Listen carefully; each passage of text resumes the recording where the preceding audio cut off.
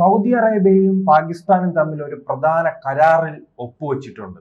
അത് ഇന്ത്യയെ സംബന്ധിച്ചിടത്തോളം വലിയ പ്രതിസന്ധി ഉണ്ടാക്കുമോ? കാരണം അതിലെ ഉടമ്പടികളെല്ലാം അത്ര പ്രധാനപ്പെട്ട കാര്യമാണ്. അതെ, ഉടമ്പടിയിൽ പറഞ്ഞിരിക്കുന്നത് പാകിസ്ഥാനെ ഏതെങ്കിലും ഒരു രാഷ്ട്രം സൈനികമായിട്ട് ആക്രമിച്ചു കഴിഞ്ഞാൽ അത് സൗദി അറേബ്യക്കെതിരെയുള്ള ആക്രമണമായിട്ട് കണക്കാക്കും.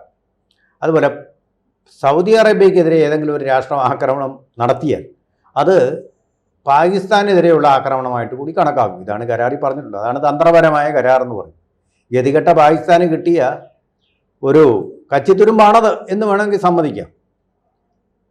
ഈ സൗദി അറേബ്യ എന്ന് പറയുന്നത് സാമ്പത്തികമായിട്ട് വലിയൊരു ശക്തിയായിരിക്കാം, പക്ഷേ സൈനികമായിട്ടൊന്നുമല്ല. അവർ സ്വന്തം ഡിഫൻസിന് പോലും അവർക്ക് സ്വന്തമായിട്ട് നിലനിൽക്കാൻ കഴിയില്ലാത്ത ഒരു രാഷ്ട്രമാണ്. പാകിസ്ഥാനും അതിപ്പോൾ തെളിഞ്ഞു. ഇതുവരെ ഡിഫൻസിൽ ഞങ്ങൾ സാമ്പത്തികമായിട്ട് അവരൊന്നുമല്ല, തകർന്നു കിടക്കുന്നതാണ്, പക്ഷേ ഡിഫൻസിൽ ഞങ്ങൾ അങ്ങേയറ്റമാണെന്ന് പറഞ്ഞ് വലിയ മസിലും പിടിച്ച് നടന്നിരുന്നു. ഇന്ത്യ അത് തകർത്ത് തരിപ്പണമാക്കി കഴിഞ്ഞു. നമ്മുടെ ഓപ്പറേഷൻ സിന്ദൂറിലൂടെ. ഓപ്പറേഷൻ സിന്ദൂർ ഇപ്പോഴും ലൈവാണ്. അപ്പോൾ എല്ലാവരും സംശയം മനസ്സിലുണ്ടാകും, അപ്പോൾ ഇനി ഇന്ത്യ ഓപ്പറേഷൻ സിന്ദൂർ തുടർന്നാൽ സൗദി അറേബ്യ ഇടപെടുകയില്ലയോ? അപ്പോൾ പരമോന്നത ബഹുമതി നരേന്ദ്രമോദിക്ക് നൽകിയ സൗദി അറേബ്യ പാകിസ്ഥാന് വേണ്ടി ഇന്ത്യക്കെതിരെ നീങ്ങും. ഒരു ചുക്കും സംഭവിക്കില്ല. കാരണം എന്താ? ഇന്ത്യ നടത്തുന്ന ഒരു യുദ്ധമല്ല, യുദ്ധത്തിന് ഇന്ത്യക്ക് താല്പര്യമില്ല. This is not the time for war എന്ന് പറഞ്ഞിരിക്കുന്നത് നമ്മുടെ പ്രധാനമന്ത്രി തന്നെയാണ്. നമ്മൾ നടത്തിയത് യുദ്ധമല്ല, മറിച്ച് ഭീകരവാദികൾക്കെതിരെയുള്ള ഒരു രക്ഷാ ദൗത്യമാണ് ഇന്ത്യ നടത്തിയത്. അത് ഇന്ത്യക്ക് മാത്രമല്ല അതിൻ്റെ പ്രയോജനം, ലോകത്തിലുള്ള എല്ലാ രാജ്യങ്ങൾക്കും പ്രയോജനം. കാരണം ഈ ഭീകരവാദികളെ കൊണ്ട് അത് ലോകത്തെ ഏറ്റവും വലിയ ഭീഷണിയാണെന്ന് ഈ സൗദി അറേബ്യയും ഇന്ത്യയും കൂടെ പൊതുവായിട്ട് ധാരണയിലെത്തുകയും കരാറിൽ ഒപ്പുവെക്കുകയും ചെയ്തിട്ടുണ്ട്. ഭീകരവാദികൾക്കെതിരെ ഒരുമിച്ച് നിൽക്കും. അപ്പോൾ ആ ക്ലോസിനെതിരായിട്ട് വരും പാകിസ്ഥാനെ സഹായിക്കാൻ പോയ. ഇപ്പം തന്നെ നമ്മുടെ മസൂദ് അസറിനെ നശിപ്പിച്ചു എന്ന് പറഞ്ഞ മറ്റൊരു ഭീകരനുണ്ടല്ലോ, ഇപ്പോഴത്തെ ജെയ്ഷെ മുഹമ്മദിൻ്റെ കമാൻഡർ അസാദ്, അതായത് അയാളുടെ പേര് മസൂദ്, അതും മസൂദ് തന്നെയാണ്, മസൂദ് ഇല്യാസ് കാശ്മീരി പറഞ്ഞിട്ടുണ്ട് തങ്ങൾക്ക് ഈ ക്യാമ്പുകളിൽ പാകിസ്ഥാൻ പട്ടാളം പരിശീലനം നൽകിയിട്ടുണ്ട്. അപ്പോൾ ഈ ക്യാമ്പുകൾ നശിപ്പിക്കാൻ പോകുമ്പോൾ അല്ല, അത് പരസ്യമായ രഹസ്യമാണ്. അസീം മുനീർ ഇത്തരം ക്യാമ്പുകളിൽ എപ്പോഴും സന്ദർശനം നടത്താറുണ്ട്, അവരുമായി സംസാരിക്കാറുണ്ടെന്നത്, പരിശീലനം കൊടുക്കാറുമുണ്ട്. അവരുടെ ചരമോപചാര ചടങ്ങിൽ മയ്യത്ത് നമസ്കാരത്തിന് ഇദ്ദേഹം പോവുകയും ചെയ്തിട്ടുണ്ട്. തെളിവുകളെല്ലാം പുറകെ വരിക ഓപ്പറേഷൻ സിന്ദൂറിനെ തുടർന്ന്. അപ്പോൾ സൗദി അറേബ്യയ്ക്കും വ്യക്തമായി കാണുമല്ലോ ഇവർ പരിശീലനം കൊടുത്തിരുന്നു എന്ന്. അപ്പോൾ ഇന്ത്യ അല്ല, അങ്ങനെ ഒരു രാജ്യമായി എന്തുകൊണ്ടായിരിക്കും സൗദി അറേബ്യ കരാറിലെത്തിയത്? പറയാം, അത് വ്യക്തമാവേണ്ടതുണ്ട്. അതായത് അപ്പോൾ ഇന്ത്യയും സൗദി അറേബ്യയും തമ്മിലുള്ള കരാർ എന്താ? ഭീകരവാദത്തിനെതിരെ ഒരുമിച്ച് തന്നെ. അപ്പോൾ ഈ ക്യാമ്പുകളിൽ നടന്നത് എന്താ? ഭീകരവാദം. ഇന്ത്യ ആക്രമിച്ചത് എവിടെ? ഭീകര ക്യാമ്പുകൾ. പാകിസ്ഥാനെയാണോ നമ്മൾ ആക്രമിച്ചത്? അവരിങ്ങോട്ട് ആക്രമിച്ചതിനാണ് പ്രത്യാക്രമണം, അല്ല അങ്ങോട്ട് നമ്മൾ യുദ്ധത്തിന് പോയിട്ടില്ല. പാകിസ്ഥാനാണ് ഇന്ത്യയെ ആക്രമിച്ചത്. അപ്പോൾ പിന്നെ ഏതെങ്കിലും ഒരു രാജ്യം തങ്ങൾക്കെതിരെ ആക്രമണം നടത്തിയാൽ അത് ഞങ്ങൾക്കെതിരെയുള്ള ആക്രമണമായി കണക്കാക്കുമെന്നാണ് സൗദി രാജകുമാരൻ പാകിസ്ഥാൻ പ്രസിഡന്റുമായിട്ടുള്ള കരാറിൽ പറഞ്ഞിരിക്കുന്നത്. അപ്പോൾ ഇത് ആക്രമണമല്ല, ഇതൊരു military operation for the sake of defence of the republic of India against terror camps. Terror camps നശിപ്പിക്കുന്നത് സൗദി അറേബ്യയ്ക്കെന്നല്ല, അറബ് രാഷ്ട്രങ്ങളെല്ലാം പേടിക്കുന്ന ഒന്നാണ് ടെറർ. കാരണം അവരുടെ സാമ്പത്തിക ശക്തി ഇല്ലാതായിത്തീരും, നശിപ്പിച്ചു കളയും. പാകിസ്ഥാൻകാരെ ഇപ്പോൾ കയറ്റാറില്ലല്ലോ UAE അങ്ങോട്ട്, ബഹളം ഉണ്ടാക്കും, സമരം ഉണ്ടാക്കും എന്ന് പറഞ്ഞിട്ട്. കാരണം എന്താ? അവരുടെ സാമ്പത്തിക ഭദ്രത ഇല്ലാതാവും. അപ്പോൾ അങ്ങനെ ഒരു നിലപാടേ സൗദി അറേബ്യയ്ക്കും എടുക്കാൻ പറ്റുകയുള്ളൂ. എന്ന് മാത്രമല്ല, ഇതൊക്കെ ഈ ഒരു അവസ്ഥയിൽ നിൽക്കുമ്പോഴാണല്ലോ ഒരു വർഷത്തിനുള്ളിൽ സൗദി അറേബ്യ അവരുടെ പരമോന്നതമായ പുരസ്കാരം നരേന്ദ്രമോദിക്ക് നൽകിയിട്ടുള്ളത്. ആ ബന്ധം ഇപ്പോഴും അതുപോലെ തന്നെ നിൽപ്പുണ്ട്. ഇവിടെ പിന്നെ വേറൊരു ഫാക്ടർ ഉള്ളത് എന്താണെന്ന് വെച്ചാൽ, ഇറാനും പാകിസ്ഥാനും തമ്മിൽ യുദ്ധം നടന്നിട്ടുണ്ട്. ഇറാൻ പാകിസ്ഥാനെ ആക്രമിച്ചു, പാകിസ്ഥാൻ തിരിച്ചടിച്ചു. പിന്നെ അത് കുഴപ്പമൊന്നുമില്ലാതെ പിന്നെ മുന്നോട്ട് പോയിക്കൊണ്ടിരിക്കുക.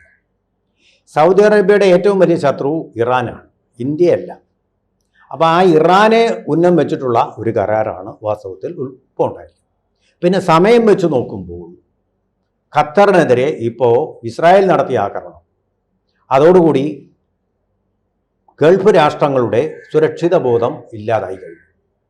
ഒറ്റയ്ക്ക്. അങ്ങനെ സുരക്ഷാ പ്രശ്നം വരുമ്പോൾ ആരാ പാകിസ്ഥാന്റെ സഹായമാണോ തേടുന്നത്? പാകിസ്ഥാന്റെ സഹായമല്ല, പാകിസ്ഥാന്റെ സൈനിക സഹായം കിട്ടിയ ഇപ്പം നമ്മളിപ്പോ പിന്നെ ഈ ചന്ദ്രഗ്രഹണം വരുന്ന സമയത്ത് ഇതിന് ഒരു ഇതുണ്ടല്ലോ, നമ്മുടെ നീർക്കോലിക്ക് പോലും വിഷം എന്നൊരു ചൊല്ലുണ്ട് എന്ന് പറയുന്നത്. കിട്ടുന്ന സഹായം എല്ലാം അങ്ങ് സ്വീകരിക്കുക. അവർ പേടിച്ചുപോയി. ഖത്തറിനെതിരെ ആക്രമണം വന്നപ്പോൾ ഗൾഫ് രാഷ്ട്രങ്ങൾ പേടിച്ചുപോയി. അതാണ് ഓർഗനൈസേഷൻ ഓഫ് ഇസ്ലാമിക് കോഓപ്പറേഷൻ ഒരു മീറ്റിംഗ് സംഘടിപ്പിച്ചു. അതുപോലെ GCC, ഗൾഫ് കോഓപ്പറേഷൻ കൗൺസിൽ, അതിൽ ഇറാനും ഉണ്ട്. ഇറാനും പങ്കെടുത്തു. നമുക്കിപ്പോൾ തീർത്ത് കളയണം നമുക്ക് ഇസ്രായേലിനെ എന്നൊക്കെയാണ് ഇറാൻ ഇവിടെ പറഞ്ഞത്. എവിടെ തീർക്കാൻ? ഇസ്രായേലിന് നേരെ ഒരു ആക്രമണം നടത്തി കഴിഞ്ഞാൽ തവിട് പൊടിയാക്കും ഗൾഫ് രാഷ്ട്രങ്ങളെ എല്ലാം കൂടെ. ആ രാഷ്ട്രം ഒറ്റയ്ക്ക് മതി. കാരണം എന്താ? അമേരിക്കയുടെ പിന്തുണ. അമേരിക്കയെ കൈവിട്ട് ഒരു കാര്യം ചെയ്യാൻ ഖത്തറിനും പറ്റില്ല, ഈ സൗദി അറേബ്യയ്ക്കും പറ്റില്ല.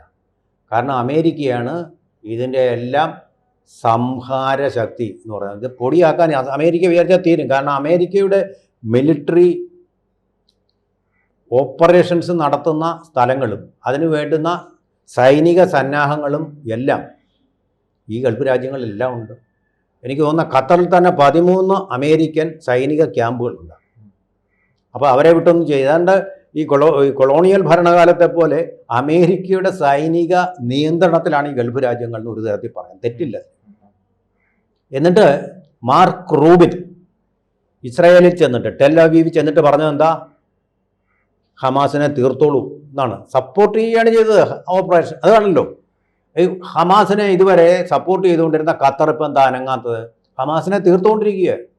ഗാസ മുഴുവൻ ക്ലീൻ ചെയ്ത് കഴിഞ്ഞു. അത് നല്ല കാര്യമാണെന്നല്ല പറയുന്നത്. ഒരുപാട് മരണങ്ങളൊക്കെ വിതച്ചുകൊണ്ട് ഗാസ സിറ്റി മുഴുവൻ ഇപ്പോൾ പിടിച്ചടക്കിയിരിക്കുക ഇസ്രായേൽ.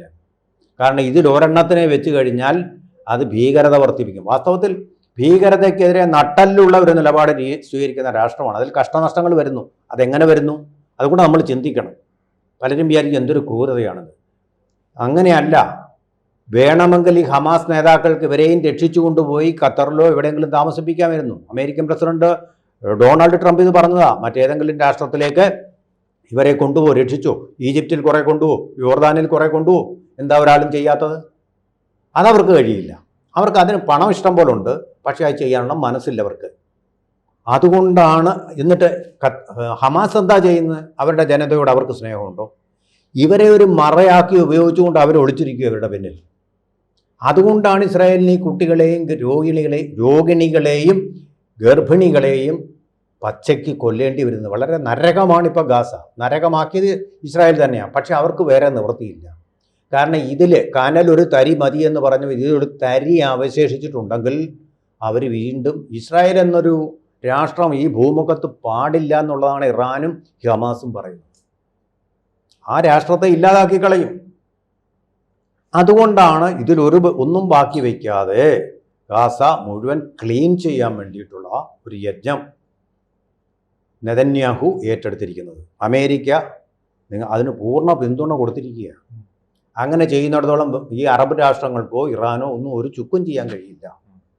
ഇത് മാത്രമല്ല, ഖത്തർ മാത്രമല്ല ആക്രമിച്ചു, യമൻ ആക്രമിച്ചവർ, യോർദാൻ ആക്രമിച്ചു, സിറിയയിൽ കയറി ആക്രമിച്ചു. അങ്ങനെ ഇത്രയും രാഷ്ട്രങ്ങളെ ആക്രമിച്ച് ഫലപ്രദമായിട്ട് തിരിച്ചടിക്കാൻ ഏതെങ്കിലും രാഷ്ട്രത്തിന് കഴിഞ്ഞു? എല്ലാവരും മിണ്ടാതിരിക്കുക ഇസ്രായേലിനെ പേടിച്ച്. കാരണം എന്താ? അതിന് പിന്നെ നിൽക്കുന്ന ശക്തി എന്ന് പറയുന്നത് അമേരിക്കയാണ്. അവരൊഴിപ്പിക്കും. ഹമാസിനെ കംപ്ലീറ്റ് ആയിട്ട് അവിടെ നിന്ന് ഇല്ലാതാക്കും. അത്രയും ഭീകരവാദം ലോകത്ത് തീരും. പക്ഷേ അതിന് വലിയ വില കൊടുക്കേണ്ടി വന്നിട്ടുണ്ട്. കുഞ്ഞുകുട്ടികളുടെ സ്ത്രീകളുടെയൊക്കെ ജീവൻ കൊടുക്കേണ്ടി വന്നിട്ട് നരകതുല്യമാണ് അവിടുത്തെ ജീവിതം. ഇനി ഇത് കേട്ടോണം, ഹമാസ് തന്നെ തമ്മിലടിയാണ്. ഈ ആഹാരം ട്രക്കുകളിൽ ഇങ്ങനെ ഐക്യരാഷ്ട്രസഭയിൽ നിന്നൊക്കെ വരുന്ന സമയത്ത് എന്തു സംഭവിക്കുന്നു എന്ന് ചോദിച്ചാൽ ഹമാസിലെ ആളുകൾ തമ്മിൽ കടിപിടിക്കുക. ഈ ആഹാരം കൊണ്ടുചെല്ലുന്ന സ്ഥലത്തേക്ക് പോകുന്നത് ആയുധമില്ലാതെ വേണം. ആയുധം കൊണ്ടുപോകാൻ സമ്മതിക്കത്തില്ല. ആയുധമില്ലാതെ ആളുകൾ കഷ്ടപ്പെട്ട് നരകയാതന അനുഭവിച്ച് പോയി നിന്ന് ക്യൂ നിന്ന് രാവിലെ പോയി നിന്നാൽ വൈകുന്നേരമായിരിക്കും ആഹാരം കിട്ടുന്നത്. വെള്ളം പോലും കുടിക്കാതെ അവിടെ നിന്ന് ആഹാരവും വാങ്ങിച്ചുകൊണ്ട് ഇങ്ങോട്ട് വരുമ്പോൾ ഈ ഹമാസിൽ ആ ഗാസയിലെ ജനങ്ങളിൽപ്പെട്ടവർ തന്നെ ആയുധങ്ങളുമായിട്ട് വന്ന് ഇവരെ ആക്രമിച്ച് അവരെ കൊന്നിട്ട് ഈ ആഹാരം എടുത്തുകൊണ്ട് പോകുന്ന സ്ത്രീയാണ്. അപ്പോൾ പരസ്പരം അവരുടെ ഐക്യം എത്രമാത്രമേ ഉണ്ട്. പക്ഷേ എല്ലാവർക്കും ഒരു ലക്ഷ്യം, ഇസ്രായേലിനെ ഈ ഭൂമുഖത്ത് നിന്ന് തുടച്ചുമാക്കണം. ഇസ്രായേലിന് സ്ഥാനം കൊടുക്കരുത്. അറബ് രാജ്യങ്ങൾക്കിടയ്ക്ക് ഒരു യഹൂദ രാഷ്ട്രം പാടില്ല, മറ്റൊരു മതത്തിൻ്റെയും ഒരു രാജ്യവും അവിടെ പാടില്ല എന്നുള്ള കാര്യത്തിൽ ഇവർക്ക് ഹമാസിന് പലസ്തീനികൾക്ക് നിഷ്കർഷയാണ്.